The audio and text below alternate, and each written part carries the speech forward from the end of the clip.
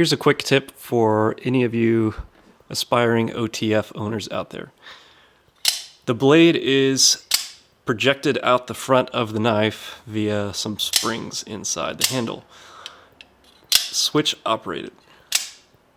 Inevitably, you are going to want to take some sort of material, be it cardboard like this or paper, and see if you can have that blade go through that material coming out of the handle.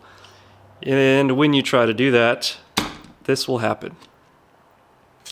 This inevitably will happen with any OTF knife you try to do that with. These are not designed for the blade to shoot out like a ballistic knife. It's just spring pressure. When this happens, you might think that your knife is totally broken and oh my god, I broke my new OTF knife, what do I do?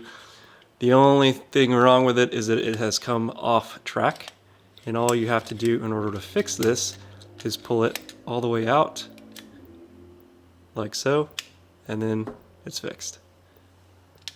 Now, it works normally again.